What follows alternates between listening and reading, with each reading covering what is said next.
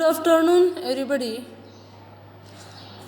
Welcome to in my lecture, all the students. We have started 2.3, section second poem 2.3. There is another sky, and in this poem, this is poem written by as Emily Dickinson, an American poet, 1830 to 1886, and most of the poems she wrote are short in simple language.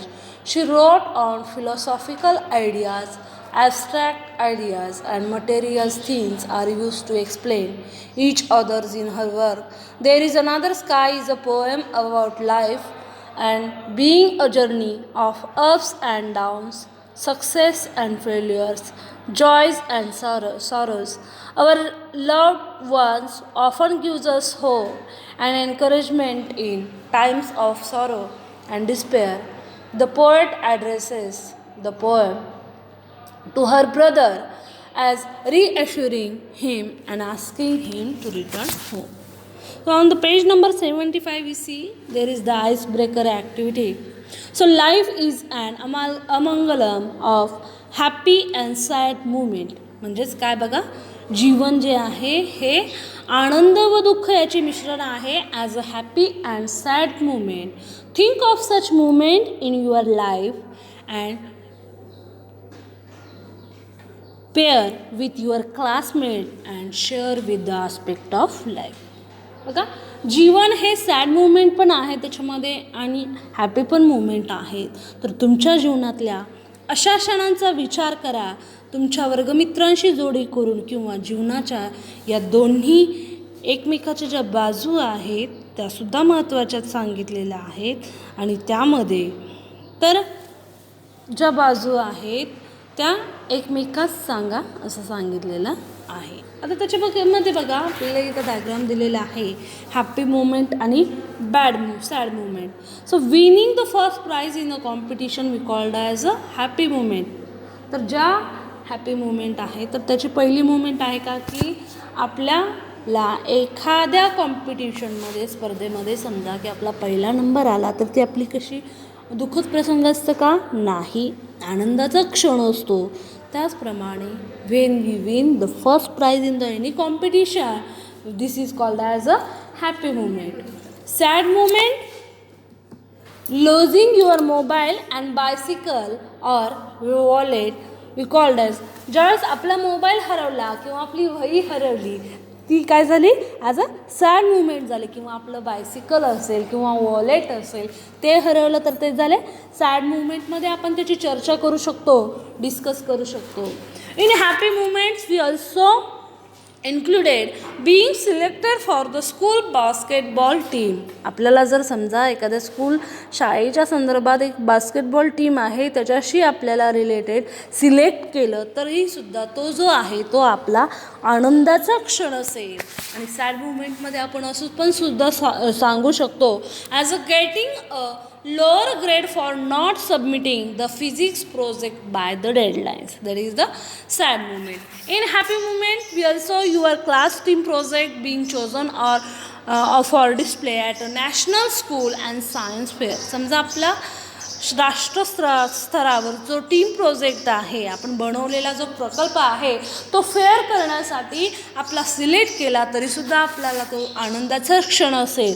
And when your close friend deep bad from exam for cheating. जर समजा cheating करताना तुमचा जो friend आहे त्याला as a deep bad केलं एक्झामिनेशनपासून तरी तो आपला काय असेल दुःखी प्रसंग असेल. We called as a sad movement. In happy movement we called as a getting a scholarship for a higher student. जर समजा आपल्याला उच्च शिक्षणासाठी आपल्याला स्कॉलरशिप भेटली तर ती आपली हॅपी मुवमेंटमध्ये आपण इन्क्लुडेड करू शकतो. अँड सॅड मुवमेंटमध्ये काय करू शकतो as your sibling feeling ill during important exam. जर समजा आपण एक्झामच्या वेळेस your sibling as a falling all during that is the future is the important. Second question, discuss with your partner and find proverbs, idioms or phrases of a particular or similar meaning in the one given and fill them into the stars given below. Every cloud has a silver lining. We called as every cloud has a silver lining. बघा पुढील एकामध्ये दिलेल्या वाक्याशी समानार्थी असलेल्या म्हणी वाक्यप्रचार शब्दसमूह लिहा आणि पुढे दिलेल्या तारखांचा आकृतीत लिहा. बघा for example, every cloud has a silver lining, there is a light at the end of tunnel, the darkest hour is the before dawn, no pain no gain, God helps those help themselves. That is the idioms and phrases. We know the advantages of our activities because when you write your personal response question, then will be important for your examination. In your examination hall, you write confidently with your own experience or your own opinion about the poem. Okay, first, when we look at the sky we find several objects. तुम्ही ज्यावेळेस आपण आकाशात पाहतो तेव्हा आपल्याला अनेक वस्तू दिसतात. They stand for something or the others. त्या वस्तू कशाच्या तरी प्रतीक असतात. For example, and complete the following table by finding the significance of the given object. आणि आपण तो टेबल आहे तो कम्प्लीट करायचा आहे. कशा प्रकारे? तर त्याचे सिग्निफिकन्स आहे, त्याचे महत्त्व जे आहे, दिलेल्या वस्तूचे महत्त्व लक्षात आणून आपण पुढील तक्ता पूर्ण करायचा आहे. आणि one example is given to you. आणि आपल्याला एक एक्झाम्पल दिलेलं आहे. बघा, celestial as bodies and association. The sun, आपल्याला सन काय देतं? As a power, heat, energy, commitment etcetera. आपल्याला ते पॉवर देतं, एनर्जी देतं, कमिटमेंट देतं. अँड सेकंड मून, आपल्याला मून जे काय आहे ते देतं शीतलता. बघा, we called as coolness, beauty, calmness, ups and downs. म्हणजे कधी कधी चंद्र ही अमावस्या असते, सूर्य असते. म्हणजे कधी कधी अप्स अँड डाऊन्स जसे जीवनामध्ये चढउतार असतात तसं चंद्राच्या बाबतीतसुद्धा असते. ब्युटी, कूलनेस, शांतता, शीतलता, calmness. The rainbow, colour, freshness, चिअरफुलनेस.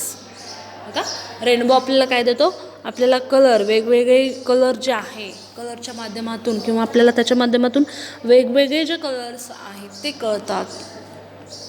त्याचप्रमाणे फ्रेशनेस, आपला जो विचार, आपलं जे थॉट्स आहेत किंवा जे वातावरण आहे ते फ्रेश बनवण्याचं काम करतं. ॲज अ चिअरफुलनेस, आपल्याला ते उत्तेजित बनवण्याचा, आपल्या ज्या भावना आहेत ते उत्तेजनार्थक बनवण्याचं काम करत असतं. तर ते कोण करत असतं? As a rainbow. बघा, म्हणजे पाऊस पडण्याच्या अगोदरची स्थिती आणि पाऊस पडल्यानंतर जो रेनबो येतो त्यामुळे मनात प्रसन्नता तर येतेच, त्याचबरोबर वातावरणामध्ये सुद्धा प्रसन्नता येऊन त्या वातावरणाचा जो इफेक्ट आहे तो आपल्या मनावरती होत असतो. आणि त्यामुळे जो रेनबो आहे is the important part in our life also. It creates youthfulness, colour and freshness. Last one is the stars. आता स्टार जे आहे बघा, स्टार काय कशाची भूमिका करतो? We called as hope, mid darkness, direction and friendship. बघा, डार्कनेस. आता जर अंधारच नसेल तर त्या आपल्या ताऱ्यांची ताऱ्यांचा जो महत्त्व आहे ते कळेल का? सिग्निफिकन्स कळेल का? नाही. म्हणजे जसं सुख आणि दुःख, हॅपी अँड सॅड. म्हणजे जर फक्त आपल्या जीवनामध्ये सुखदच प्रसंग असतील, दुःखद प्रसंग नसतीलच तर आपल्याला त्या सुखद हॅपी मुमेंटचं जे महत्त्व आहे, इम्पॉर्टन्स आहे ते लक्षात येईल का? नाही. आपलं जे पूर्ण जीवन आहे, life is full of all happy and sad moments. आपले जे जीवन आहे पूर्ण जगाने कशाने भरलेलं आहे? Happy and sad. म्हणजे आनंद आणि दुःखाने भरलेला आहे. आनंद आल्याशिवाय आपल्याला दुःखाची किंमत कळत नाही किंवा दुःख आल्याशिवाय आपल्याला आनंदाची किंमत कळत नाही. त्याचप्रमाणे ह्या दोन्ही गोष्टी जशा महत्त्वाच्या आहेत तसंच आपलं जे जीवन आहे सुरळीतपणे चालू आहे. Question number 3. Color mentioned, the hexagons in the given below are associated with something or others. बघा, पुढे दिलेल्या षटकोनी आकृतीत नमूद केलेले जे रंग आहे ते कोणत्या ना कोणत्या गोष्टीशी कशाप्रकारे संबंधित आहेत. And complete the following table. For example, discuss with your partners and fill in the blanks. आता तुम्ही काय करायचे आहेत, ते डिस्कस करायचे आहेत तुमच्या पार्टनरशी आणि जे फिल इन द ब्लँक्स आहेत ते भरायच्या आहेत. For example, colours. आता आपण सगळ्यात अगोदर पाहूया कुठले कुठले कलर्स दिलेले आहेत. For example, first blue, second white, third black, fourth purple, next red, next yellow and last one is pink. So shall we start blue. कारण का बघा, आपल्या तिरंगाच्या झेंड्याचं सुद्धा उदाहरण घेतलं, तिरंगा जरी घेतला तरी तिरंगामध्ये जे रंग आहे ते रंग प्रत्येक कशाचं तर ते प्रतीक आहे, सिम्बॉल्स आहे. There are images of human life also and blue are image of as a water, sky and coolness. बघा, निळा जो रंग असतो तो पाण्याचा तर असतोच, वॉटर, स्काय अँड कूलनेस, शांततेचं प्रतीक आहे. ब्ल्यू हा शांततेचं प्रतीक आहे. बघा, शांत पाणी जे आहे ते शांत, स्काय शांत, एकदा जर ते अशांतता पसरली तर पूर्ण होतो. व्हाईट पांढरा जो रंग असतो तो सुद्धा शांततेचं प्रतीक आहे. PEACE पीस, शांतता, race. Black darkness, evil race, hopelessness, wickedness. जीवनामध्ये जो अंधार आहे त्याला आपण डार्कनेसने सुद्धा भरू शकतो, as we called as black colour. Hopelessness, आपलं जीवन ते निष्फळ आहे. Wickedness and evil race. Next one is purple. Purple royalty ceremony. And next one is red. आता रेड जे आहे कलर, लाल कलर जो आहे तो आपल्या जीवनाशी संबंधित आहे. We called as a life, love, अँगर अँड डेंजर. म्हणजे फक्त प्रेम असल्यावरच तो कलर दाखवतो का नाही, राग असल्यावर, राग आल्यानंतर सुद्धा डोळे जे असतात ते डोळ्यांचा रंग कसा म्हणतात, लालबुंद डोळे. म्हणजेच काय, as a अँगर or we called as danger. Life, love, अँगर and danger. Okay. Next colour is yellow. Okay. Yellow we called as a sunshine and कोवर्डाईस. Yellow जो कलर आहे तो कशाने भरला जातो, sunshine and कोवर्डाईस. And last one is pink, as called as a delicacy and healthiness. Delicacy and healthiness.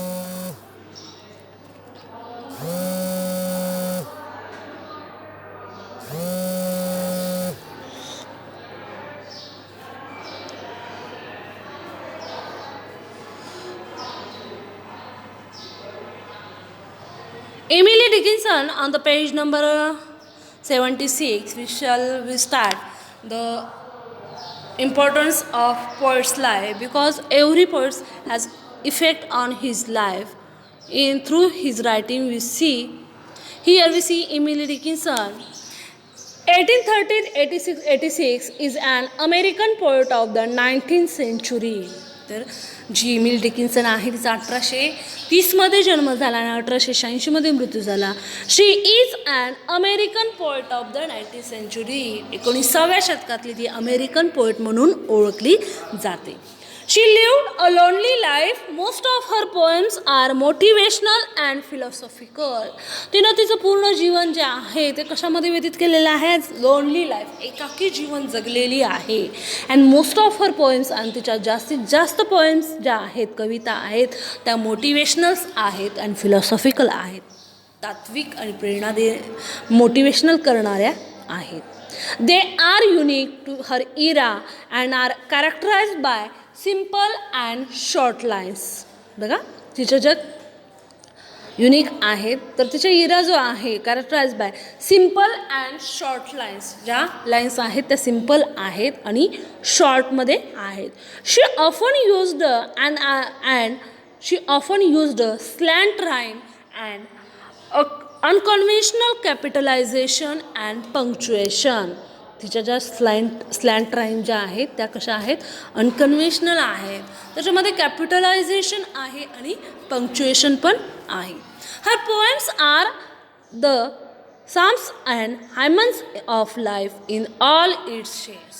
त्याच्या ज्या poems आहेत त्या साम्स अँड कशा आहेत, हायमन्स आहेत जीवनामधल्या, अँड शेड्स ऑफ लाईफ म्हणजे जीवनाची जी म्हणजे जीवनाचा जो आराखडा आहे तिनं त्याच्या पोएमद्वारे सांगितलेला आहे. जीवनातली जी रिॲलिटी आहे खरोखर बघा, जे रायटरच्या जीवनामध्ये होत असतो तो काय करत असतो, through her or his poem he express his own opinion about his life.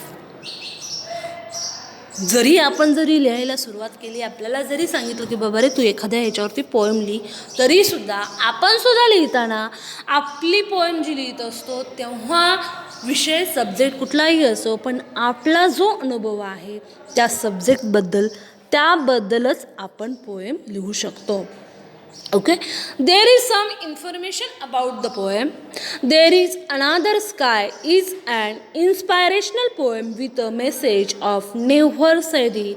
It is an Petrarchan sonnet. बघा, there is another sky एक इन्स्पायरेशनल पोएम आहे आणि कशाबरोबर एक मेसेज दिलेला आहे, नेव्हर से डाय, म्हणजे कधीही बघा never say die. That is the most important theme called as a message. There is another sky is an inspirational poem with a message of never say to die. It is an Petrarchan sonnet. In Petrarchan sonnet there are 14 lines and each stanza are octave and sestet. आता octave and sestet, तर octave याचा अर्थ काय, 8 लाईनचा जो stanza असतो त्याला Octave म्हणू शकतो, आणि सेस्टेट 6 लाईनचा जो स्टांजा असतो त्याला आपण सेस्टेट म्हणतो.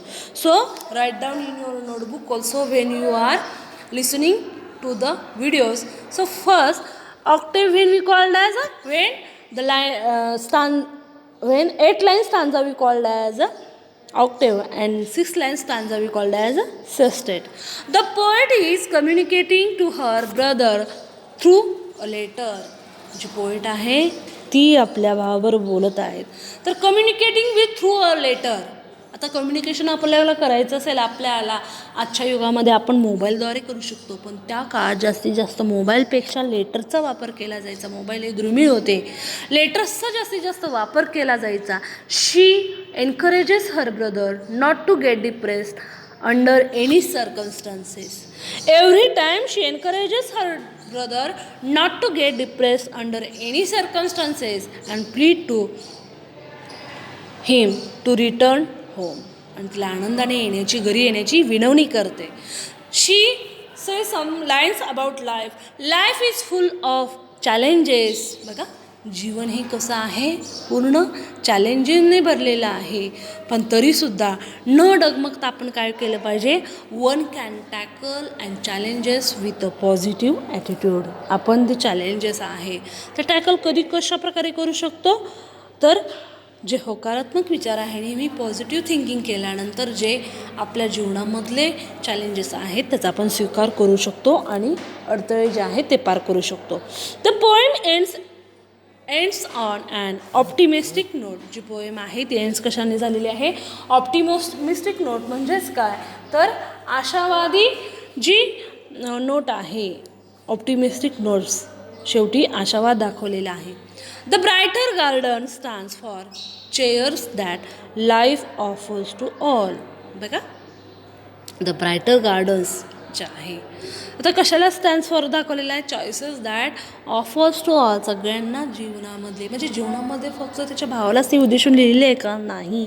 जीवनामध्ये जे लोक आपले जीवन जे आहे ते नेहमी पेसिमिस्टिकपणे जगतात त्यांना हा पॉझिटिव्ह ॲटिट्यूड आपल्या जीवनामध्ये कसा चालवावा. आता आपण जी पोएम अभ्यासतो फक्त अभ्यासणं आणि पेपरमध्ये ते एक्झामला आल्यानंतर फक्त लिहून काढणं महत्त्वाचे आहे का, नाही.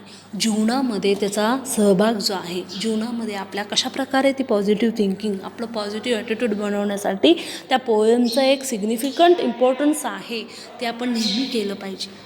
नेहमी त्याचा उद्देश घेऊन आपण जीवनामध्ये कसं जगतो, आपण जीवन लाईफ आहे ते एन्जॉय म्हणून जगतो का, की आपण प्रत्येक क्षण जो आहे तो वाया घालवतो, ते बघितलं पाहिजे. So there is another sky. The poem is written by Emily Dickinson, is a Petrarchan sonnet. We called as a Petrarchan sonnet. We consisting of and octave and sustain. आपण काय म्हणू शकतो, एक पेट्राचन सॉनेट आहे आणि ऑक्टेव अँड सस्टेट याच्यामध्ये आहे. Okay. Then there is another sky even serene and fair. बघा, there is another sky even serene and fair. The meaning of serene is called as a peaceful and calm. तर त्या meaning काय आहे सिरेनचा, peaceful आणि काम म्हणजे शांतता. बघा, there is another sky even serene and fair and there is another sunshine though it be darkness there. There is the information about that. घेऊन आले मी सर, दोन्ही वर्ग घेऊन आले मग पहिला. हा, there is another sky ever serene and fair and there is another sunshine though it be darkness there. बघा, देर इज अनादर स्काय ही कविता सुनीती या 14 चरणाच्या काव्य प्रकारात मोडते आणि यात पहिले कडवे जे आहे ते 8 ओळींचे आणि शेवटचे कडवे जे आहे ते 6 ओळींचे असते. बघा, या कवितेतून कवयित्री इमिली डिकिन्सन जे आहे ते आपल्या भावाला एक दिलासा देऊ पाहतात की कितीही अंधार काळ आला तरी त्याला आशेचा किरण नक्की गवसेल. म्हणजे कितीही वाईट इन्सिडेंट आले आपल्या जीवनामध्ये तरी केव्हा तरी आपल्या जीवनात आशेचा जो किरण आहे तो नक्की गवसेल, आपल्याला तो दिसेल. Though it be darkness there is another sunshine. That is the most important in our life. Though it be darkness there but there is another sunshine. So never mind faded forest Austin, never mind silent fields. बघा, never mind faded forest Austin, never mind silent fields. Here is a little forest whose leaf is evergreen. बघा, never mind faded forest Austin. तिथले इथले दोन्ही विरुद्ध शब्द कवयित्रीने आपल्या भावाच्या Austin जग म्हणजेच काय बघा, निराशावादी. आता ऑस्टिन काय आहे, Emily's younger brothers. The name of Emily's younger brother. इमिलीचा जो यंगर ब्रदर आहे त्याचं नाव काय आहे, ऑस्टिन आहे आणि त्याच ऑस्टिनला तिने ही पोएम जी आहे उद्देशून लिहिलेली आहे. तर तिने या जगाचे जे आशावादी आयुष्य आहे किंवा निराशावादी आयुष्य आहे, मग त्या ऑस्टिनचे जग निराशावादी आयुष्य आणि तिचे जे जग आहे ते कसे आहे, आशावादी आयुष्य आहे, यातील फरकाचे ते वर्णन करते. दोन्हींच्या जीवनांचं वर्णन ती त्या ह्याच्याद्वारे करते आणि काय सांगते बघा, पहिल्या कडव्यात कवयित्री आश्वासक शब्दात त्याला सांगते, सध्या जरी तिथले जीवनरूपी अरण्य वैरान उदास आणि मूक झालेले असले तरी इथले जीवनरूपी अरण्य अजूनही हिरवेगार आहे. जरी एखादं एक्झाम्पल देताना सध्या जरी तिथलं जीवनरूपी अरण्य वैरान किंवा उदास मूक झालेलं असेल, निराशावादी असेल, तिथं उदास होत असेल, तरी बघा इथले जीवनरूपी वन अजूनही कसे आहे, हिरवेगार आहे. बघा, नेचरचा इफेक्ट हा आपल्या ह्युमन माइंडवरती लगेच होतो आणि त्यामुळे आपल्या मनामध्ये चेंजेस होतात आणि त्याचा जर जीवनामध्ये परिणाम होत असेल तर त्याचा इफेक्ट आपल्या स्टडीवरती होतो. हेच एक्झाम्पल हे सांगितलेलं आहे. So she says here is a little forest whose leaf is evergreen. Never mind faded forest Austin, never mind silent fields. Here is a little forest whose leaf is a evergreen. जरी कितीही उदासमुख असले तरी इथले जीवनरूपी one अजूनही हिरवेगार आहेत. त्यामुळं तुझ्या आयुष्यात कितीही अंधकार भरून राहिला असला तरी इथल्या प्रसन्न आकाशात तुला स्वच्छ असा सुंदर असा सूर्यप्रकाश पसरला आहे आणि त्यामुळे तुझा जो मूड आहे तो चेंजेस होईल. Here is a brighter garden where not a frost has been. बघ, दुसऱ्या कडव्यामध्ये कवयित्री सांगते इथल्या जीवनरूपी बगीचा कसा आनंदाने उजळून निघालेला आहे आणि where not frost has been, आणि हिमवर्षावाने इथल्या हिरवाईला गोठवून टाकलेलं नाही. म्हणजे जास्त इथं हिमवर्षावा आहे का किंवा थंडी आहे का, तर नाही. एक्झाम्पलसुद्धा सांगितलेलं आहे. In its unfading flower here I hear the bright bee hum, prithee my brother into my garden का. सो इथे टवटवीत फुलावर मधमाशा गुणगुणत आहेत किंवा रुंजी घालत आहे म्हणून कवयित्री तिला इथल्या तिच्या जीवनरूपी आनंदी बागेमध्ये तिच्या प्रिय भावाला जी आहे ती बोलवत आहे आणि येण्यासाठी ती काय करत आहे, अर्ज करत आहे. So there is another sunshine. She differentiated between in this poem in paraphrase we see there is another sky by Emily Dickinson is a Petrarchan sonnet consisting of an octave and sestet. बघा, octave and sestet. The poem is directed to her brother Austin. The poem मध्ये कशाचं उदाहरण दिलेलं आहे, directed person कोण आहे, Austin. Austin, who is Austin, her brother. She comforts him saying that though he seems to undergoing a dark period there is hope it. जरी तो dark पिरियडमध्ये तिच्या जीवनामध्ये अंधार झाला असेल तरीसुद्धा त्याच्यामध्ये सूर्याची कुठं तर किरण लपून बसलेली आहे आणि केव्हा ना केव्हा ती किरण दिसेल. जीवनामध्ये आशावादी गोष्टी येतील. She differentiate between two places, there and here. Where they are म्हणजे तिथं इथल्या आणि तिथल्या गोष्टीमध्ये डिफरन्शिएट करते, तुलनात्मक करते. वेअर शी हॅज गॉन, जिथं तो राहत आहे तिथल्या गोष्टीला ती देअर म्हणते. And here her garden, she say her garden. In first part of the poem, we see says that it is faded, gloomy, silent in the forest there. तिथं काय आहे, ग्लूमी आहे, फॉरेस्ट आहे आणि ते कसं आहे, सायलेंट आहे there. But she reassure him that here is an evergreen forest. आपलं जे फॉरेस्ट आहे ते कसं आहे, नेहमी हिरवगार राहणारं आणि त्यामुळे मानवाच्या जीवनावरती परिणाम करणारं आपलं जे गार्डन आहे एक्झाम्पल देते. सेकंड पार्टमध्ये काय म्हणते आहे बघा, सेस्टेटमध्ये म्हणते आहे describes the happier garden not faded, the greenery not killed by the Frost. The meaning of Frost recalled as when temperature is below 0 Celsius, thin layer of ice forms on the ground and other surface. So the greenery not killed by frost, the flowers are bright and bees hum and hover over them. She pleads with her brother to return to this brighter garden and her gardener. आणि शेवटी ती विनवणी करते तिच्या भावाला की तिच्या जीवनरूपी आनंदी बागेमध्ये तिच्या प्रिय भावाला ती बोलवत आहे आणि येण्याचा अर्ज करत आहे. I hope you have understood very well this poem. Then we see on the 77 brainstormings activity. बघा, ब्रेनस्टॉर्मिंग्स ॲक्टिव्हिटीमध्ये आपण काही क्वेश्चन्स विचारलेले आहेत ते आपण पाहू शकतो.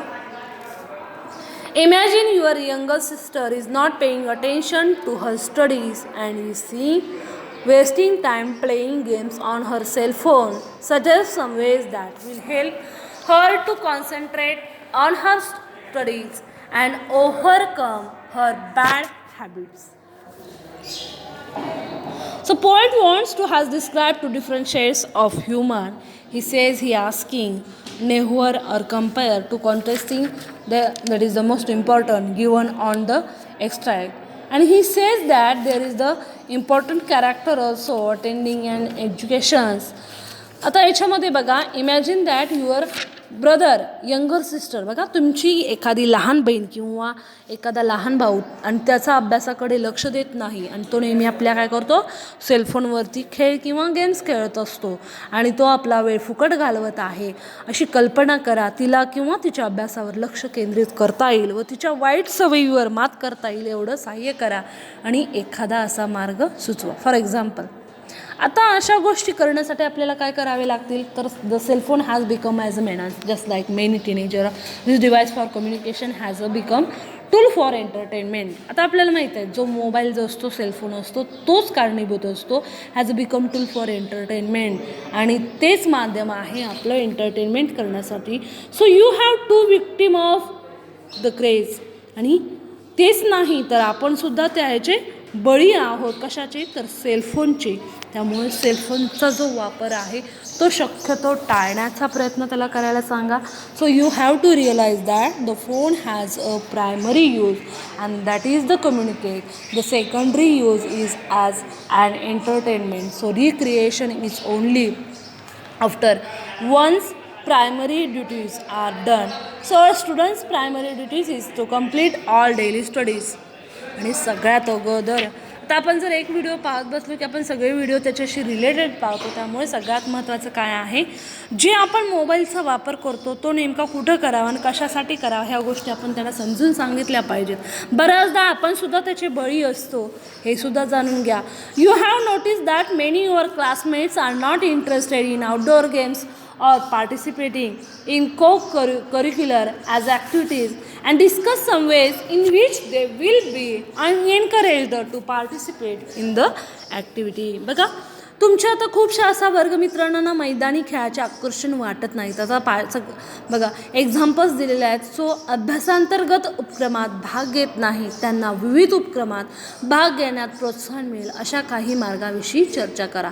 So attending and educational institution is not only for studies but obtaining for example as a good marks. आणि आपल्याला चांगले मार्क्स भेटवायचे असतील तर आपल्याला त्याच्याबद्दल थोडीशी चर्चा केली पाहिजे, विचार केला पाहिजे. A2, first discuss with your partners and complete the web as highlighting the sad gloomy aspects of life and mentioned in the first part of the poem. तर पोएमच्या पहिल्या पार्टमध्ये सॅड ग्लूमी ज्या इव्हेंट्स दिलेल्या आहेत त्या कुठल्या आहेत. For example sad and gloomy aspects of life. For example as a darkness we called as a silent, faded or dull. आपण darkness, faded and dull and silent. The poet encourages her brother in the second part of the poem and telling him about the brighter side of life. So discuss with your partner and make a list of expression in the poem that means encouragement. So we call it as a brighter garden. आता आपण इथं बघू शकतो बघा, brighter garden म्हणजे the poet आहेत ते काय करत आहेत, एनकरेज करत आहेत. बघा, कवितेच्या माध्यमातून किंवा कवितेच्या दुसऱ्या भागात कवयित्री आपल्या भावास काय करत आहे, जीवनाच्या आनंदी बाजूबद्दल प्रोत्साहन देत आहेत. आणि त्या कवितेतील प्रोत्साहन या अर्थाने आलेल्या वाक्यप्रचार जे आहेत त्याची आपण काय करायची आहे, यादी करायची आहे. आता त्याच्यामध्ये काय येईल, ब्रायटर गार्डन तर आहेच, तसंच unfading flowers and hum of bright bees. Hum of bright बीज, गुणगुणणं, मधमाशांचं जे गुणगुणणं आहे किंवा अनफेडिंग फ्लॉवर्स जे आहेत, ब्रायटर जे गार्डन आहे त्याचं एक उत्तम उदाहरण दिलेलं आहे. The poet has used two different shades of human feelings by using imagery of various forces of nature in the poem and pick out the term or phrases that describe them. Complete the table given below and one is done for you. So कवितेत बघा, विविध निसर्ग शक्तीची कल्पनाचित्र वापरून कवयित्रीने मानवी भावभावनांच्या ज्या दोन भिन्न छटांचे वर्णन केलेलं आहे, म्हणजे अपोजिट वर्ड दाखवलेलं आहे आणि त्याचे वर्णन केलेल्या जे शब्द आहेत किंवा संज्ञा आहेत किंवा आपण म्हणू शकतो शब्दसमूह, ते निवडून काय करायचे आहेत, त्याला जो तक्ता दिलेला आहे, complete the table given below. So nature and feeling. First, faded forest, feelings sad gloomy. Second, silent fields, we called as a dullness or loneliness. Darkness, hopelessness or depression. Sunshine, hope. आपल्याला sunshine म्हणून, hope म्हणून तिथं आलेलं आहे बघा. Brighter garden, cheer. Unfading flowers, we called as colorfulness, behum. Liveliness, lively as a sound. Second question, next question. The poem expresses feelings of serenity. Pick out expression from the ears that express the same. ही कविता प्रसन्नतेची भावना व्यक्त करते आणि कवितेतून ती व्यक्त करणारे वाक्यप्रचार कुठले आहेत. There is another sunshine, there is another sky, ever serene and fair. बघा, there is another sky where even ever serene and fair. Compare and contrast two opposing human feelings and as expressed by the poet. बघा, comparison करायचं आहे कवयित्रीने व्यक्त केलेला ज्या दोन परस्पर विरोधी ज्या मानवी भावना आहेत त्या काय करायच्या आहेत, कंपॅरिझन करायच्या आहेत आणि त्या कंपॅरिझन करताना तफावती दाखवायच्या आहेत. For example, darkness here and there. There is darkness, here is a brighter sunshine. त्याचं ब्रीफमध्ये तुम्ही डिस्कशन करू शकता. Never mind. Next question. Never mind faded forest. Austin. The word faded means as a dim or faint. The word describes the forest that has become as faint or dim in appearance. Now go through the poem again and complete the table. आपण ती complete the table complete जे आहे ते करू शकतो. Faded forest. The forest have become faint or dim in appearance. Silent. Object fields. The place is silent by loneliness. Unfading. Flowers. The flowers are fresh and colorful. Bright bee. The bee hum around and the fragrant flower. I hear the bright bee hum. The poet has used the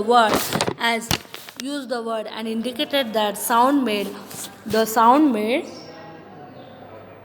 by bee, and this is an example of onomatopoeia, and the poet has used the different figure of speech like alliteration, onomatopoeia, inversion,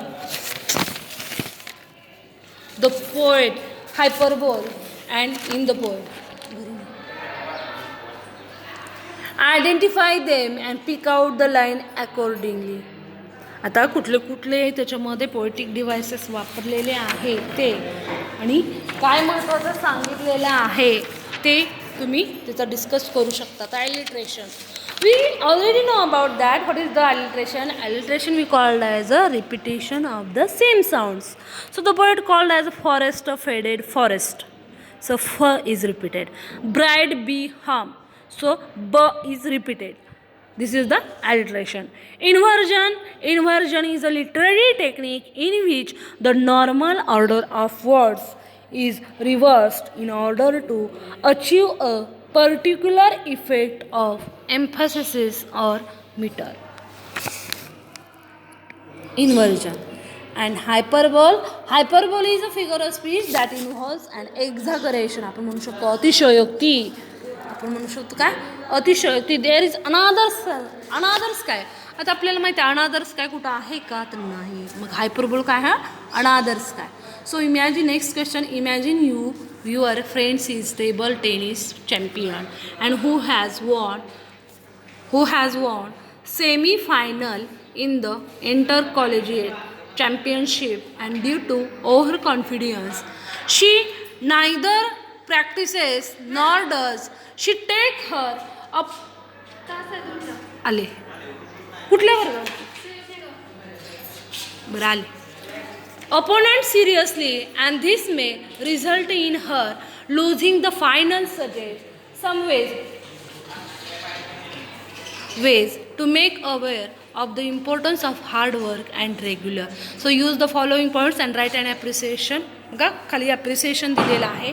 Poet, title, poem, theme, poetic style, special features, messages and your opinion. तर प्रत्येक पोएमचं appreciation लिहिताना टायटलसुद्धा महत्त्वाचं आहे.